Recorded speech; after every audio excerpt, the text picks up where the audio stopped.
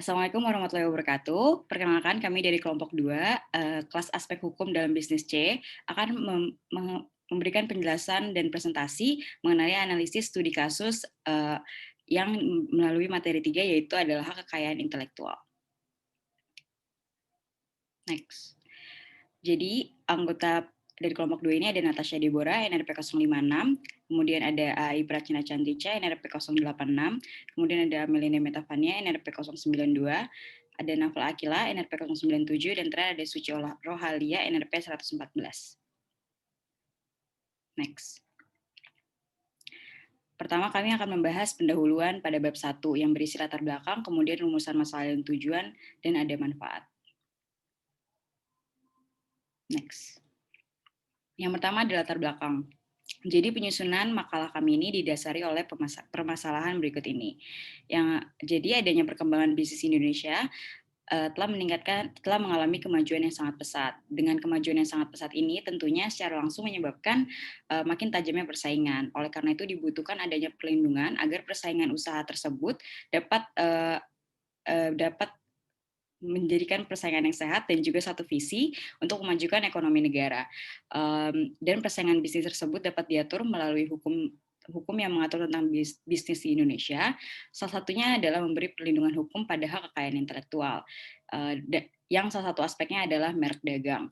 Namun perlindungan atas merek di Indonesia ini belum terlaksana secara maksimal, sehingga seringkali menimbulkan sengketa. Salah satu contohnya adalah sengketa antara Hugo Boss dan Teddy Tan sebagai pemilik merek Hugo Feminin, Hugo Jeans, dan Hugo Boy. Next.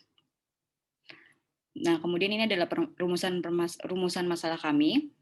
Yang pertama, kami akan membahas mengenai analisis kasus sengketa merek Hugo Boss dan Teddy Tan dalam aspek bisnis. Kemudian kami akan membahas analisis kasus sengketa merek Hugo Boss dan Teddy Tan dalam aspek hukum. Kemudian kami juga akan membahas mengenai hasil proses hukum dan pengadilan dalam analisis kasus sengketa merek Hugo Boss dan Teddy Tan. Dan yang terakhir adalah kami akan memberikan analisis rekomendasi mengenai kasus hukum sengketa merek Hugo Boss dan Teddy Tan. Baik, bagian kedua itu adalah permasalahan, di mana ini dibagi menjadi dua, yaitu dijelaskan juga mengenai gambaran umum permasalahan, dan yang terakhir itu adalah kajian teori yang mendukung. Jadi di sini kita juga melakukan pendekatan atau penyesuaian dengan teori-teori dari aspek hukum dalam bisnis. Nah, ini adalah gambaran umum dari permasalahannya, di mana di sini kita mengambil kasus yang diambil melalui laman Direktori Putusan Mahkamah Agung Republik Indonesia dengan nomor yang tertera pada slide. Nah, kasus ini itu membahas mengenai tuntutan hak merek terhadap brand ternama yaitu Hugo Boss, di mana Hugo Boss ini melakukan gugatan terhadap Teddy Tan, di mana Teddy Tan ini merupakan pemilik dari merek Hugo Feminin, Hugo Jeans, dan juga Hugo Boy. Nah, di sini Hugo Boss itu menganggap bahwa si Teddy Tan ini bertentangan dengan peraturan perundang-undangan karena memiliki persamaan pada pokoknya maupun keseluruhannya dengan merek terkenal yang dimiliki oleh Hugo Boss, karena sama-sama menggunakan kata Hugo dalam brand atau mereknya. Nah, di sini tentunya si Hugo Boss ini memiliki bukti atau dasar-dasar yang kuat untuk melakukan gugatan. Di mana di sini ada 3 highlight yang perlu dilihat. Yang pertama itu adalah si Hugo Boss ini merupakan pendaftar pertama di Indonesia, di mana merek Hugo Boss ini telah terdaftar secara sah dan juga terdaftar pada Kementerian Hukum dan Hak Asasi Manusia sejak tahun 1989. Nah, si Hugo Boss ini juga merupakan merek pertama yang ada di dunia dan juga sudah mendapatkan perlindungan hukum baik di dunia maupun di benua Asia. Di sini bisa dilihat pada poin ketiga bahwa Hugo Boss ini juga udah memiliki sertifikasi hak merek yang telah didaftarkan di Jerman dan juga di Hong Kong. Nah, di sini ada dasar gugatannya yang bisa dilihat pada tabel, di mana bisa dilihat bahwa kata Hugo itu sama-sama ada dalam logo dari kedua belah pihak. Dan di sini bisa dilihat bahwa Hugo Boss itu menganggap bahwa brand Hugo Jeans, Hugo Feminin, dan juga Hugo Boy itu secara jelas memiliki persamaan terhadap Hugo Boss dengan menggunakan merek itu tanpa izin dari Hugo Boss itu sendiri sebagai pemilik pertama dari merek Hugo itu. Nah, dan itu dianggap sebagai perilaku atau itikat yang tidak baik dan itu tidak patut untuk didaftarkan di Kementerian Hukum dan HAM.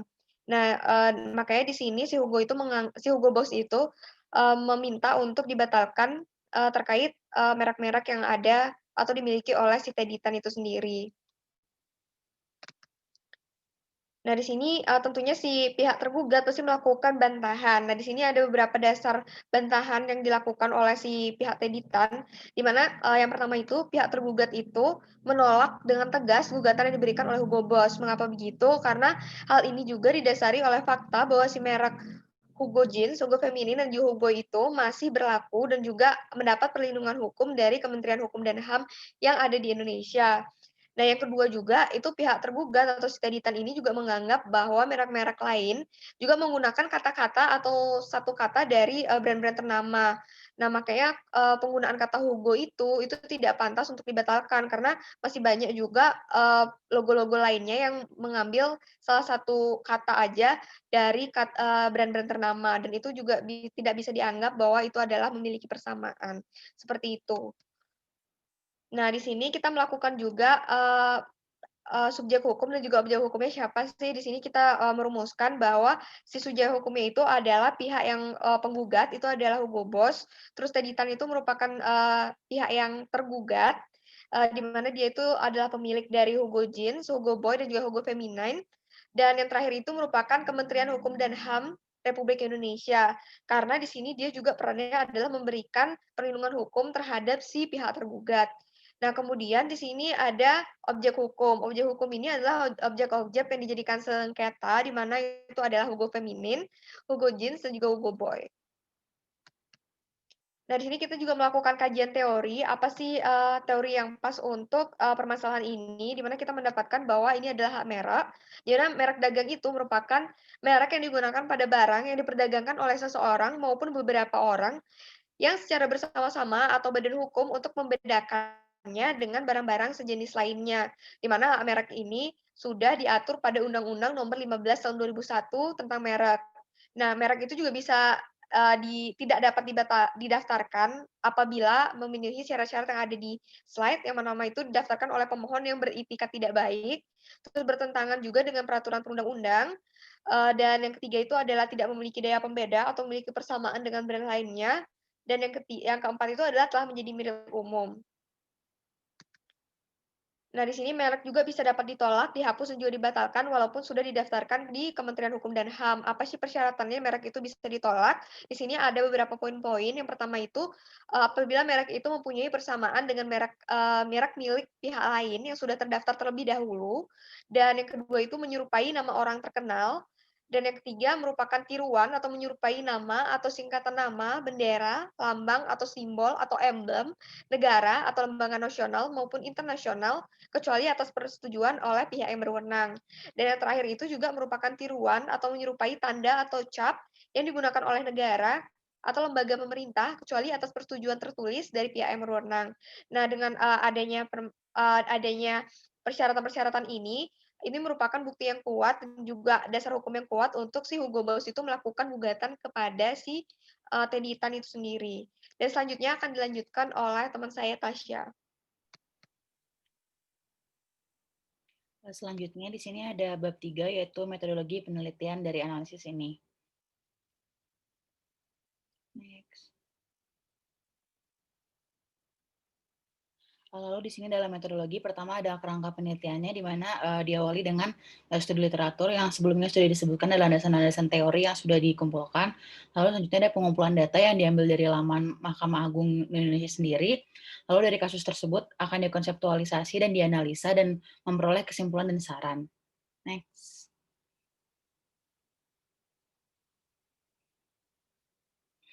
Lalu untuk desain penelitian di sini ada 3, yaitu jenis data, jenis penelitian, dan juga objek penelitiannya. Jenis data yang kami gunakan dalam analisis ini adalah data sekunder, di mana data sekunder yang dalam kasus ini kita ambil dari laman putusan Mahkamah Agung dengan nomor putusan 1 pada tahun 2019. Lalu untuk jenis penelitiannya sendiri, kami menggunakan penelitian kualitatif dengan penelitian yang bersifat deskriptif dan menggunakan analisis secara detail. Dan jenis penelitian yang kami lakukan untuk menganalisanya adalah studi literatur. Dan objek penelitian dalam kasus ini adalah Hugo Boss, di mana merek Hugo Boss dan ada beberapa beragam variasi merek lainnya yang mengandung varian kata Hugo milik penggugat yaitu Hugo Boss. Selanjutnya yaitu bab tentang hasil. Jadi yang pertama kami akan membahas tentang analisis dalam aspek bisnisnya.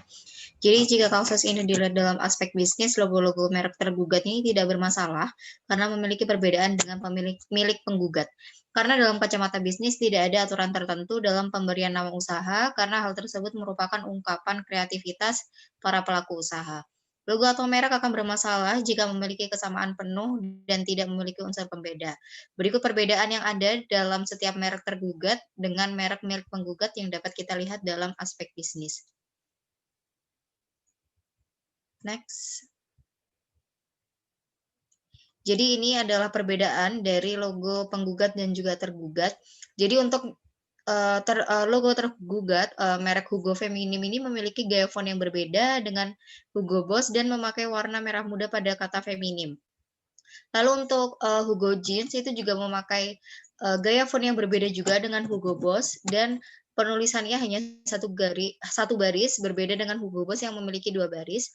Hugo Jeans juga memiliki latar logo berwarna merah marun.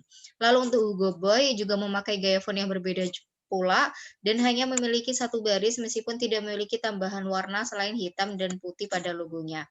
Untuk logo dari penggugat ini, Hugo Boss, menggunakan font yang terkesan lebih tegas dan juga formal dengan lebih menyorot kata boss dengan meletakkan pada baris pertama dengan ukuran yang lebih besar.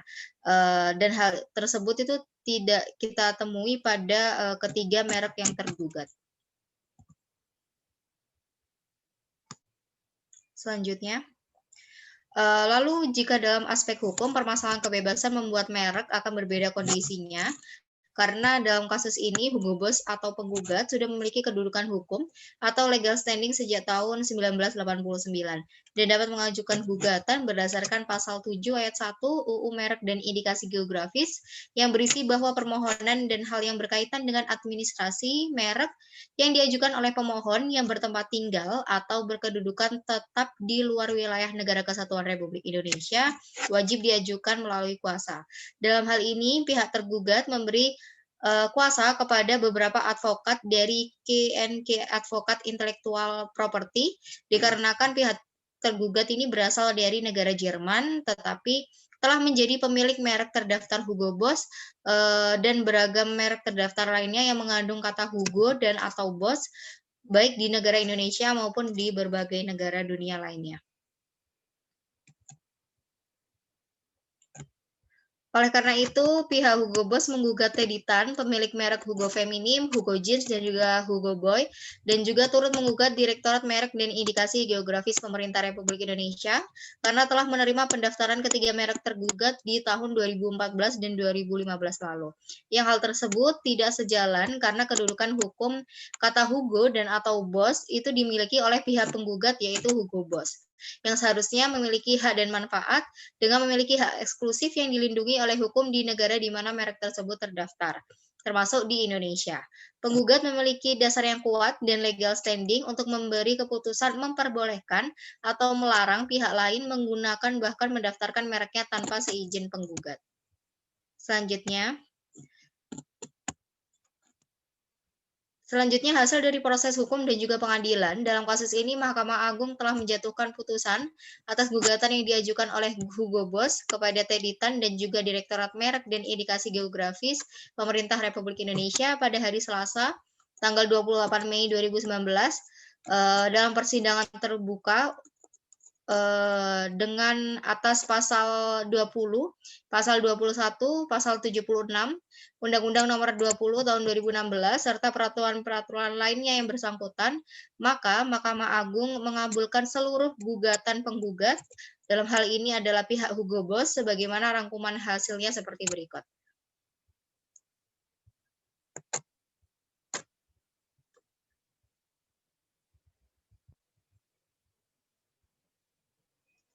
Hasil rangkumannya seperti berikut. Yang pertama, hakim menyatakan penggugat sebagai salah satu-satunya pemilik pertama dan pemegang hak yang sah atas merek-merek terdaftar dan atau terkenal Hugo Boss beserta segala variasi atas merek tersebut dan telah terdaftar secara sah pertama kali di negara Indonesia pada tahun 1989 serta menyatakan bahwa merek Hugo Boss berserta variasinya milik penggugat sebagai merek terkenal.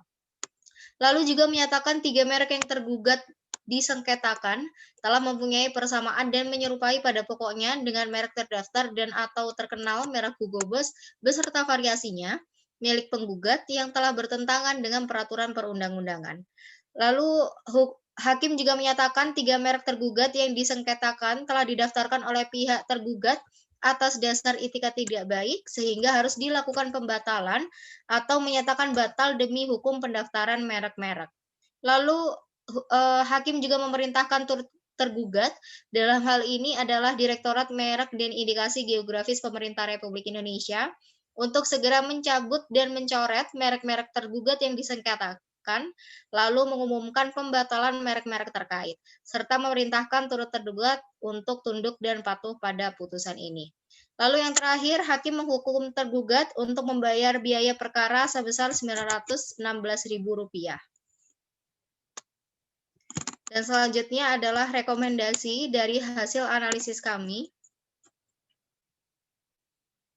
Jadi dalam kasus ini dapat disimpulkan bahwa bagi pemilik produk ataupun jasa yang belum mendaftarkan mereknya, dapat segera mendaftarkan mereknya ke Kementerian Hukum dan Hak Asasi Manusia untuk mendapatkan perlindungan terhadap mereknya.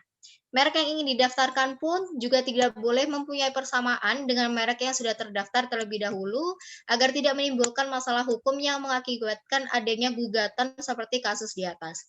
Hal tersebut bisa dilakukan pemilik produk atau jasa dengan cara memeriksa merek terkait pada pangkalan data kekayaan intelektual Direktorat Jenderal Kekayaan Intelektual milik Kemenkumham melalui laman pdki-indonesia-dgip-go.id.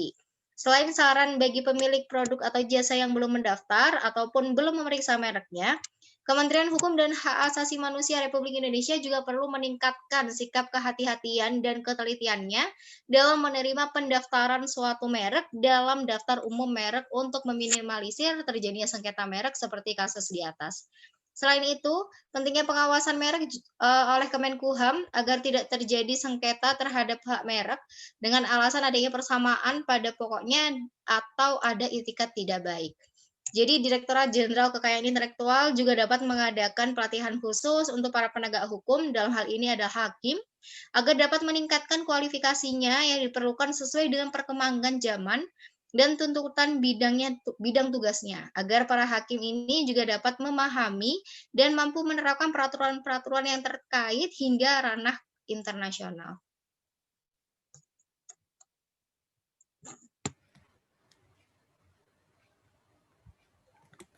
Baik, selanjutnya di sini ada kesimpulan. Dari analisis ini dapat disimpulkan bahwa Hugo Boss melakukan tuntutan atau gugatan terhadap beberapa merek Hugo lainnya seperti Hugo Jeans dan Hugo Boy atas persamaan dasar pokok maupun keseluruhannya dengan merek terkenal Hugo Boss. Jika dilihat dari aspek bisnis, hal ini tidak adanya permasalahan karena terdapat perbedaan pada logo yang dimiliki oleh tergugat. Namun, jika dari aspek hukum, hal ini termasuk adanya pelanggaran karena telah menggunakan elemen merek dari penggugat alias Hugo Boss yang secara sah memiliki dasar yang kuat dengan legal standing untuk perizinan hal terkait. Hal ini dapat disimpulkan dari hasil proses hukum dan pengadilan bahwa telah adanya pelanggaran pada beberapa pasal pada UU nomor 20 tahun 2016 dan pihak tergugat wajib melakukannya pencabutan merek-merek yang disengketakan dan melakukan hukuman pembayaran sebesar Rp916.000. Next.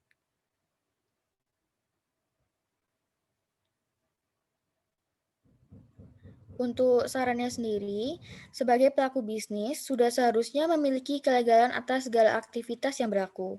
Pada awal, seharusnya pihak Teditan lebih memperhatikan dalam pembuatan merek usahanya dan mengajukan izin serta mendaftarkan usaha miliknya ke Kementerian Hukum dan Hak Asasi Manusia agar merek yang dimiliki dapat terlindungi oleh hukum. Selain itu, dari sisi Kementerian Hukum dan Hak Asasi Manusia, juga harus terus meningkatkan kualitas ketelitian dan kehati-hatian terhadap para pelaku bisnis yang mendaftarkan merek mereka agar tidak terjadinya sengketa atau konflik terhadap kesamaan merek. Hal ini dapat ditingkatkan melalui adanya pelatihan khusus untuk meningkatkan standar dan kualifikasi yang lebih baik.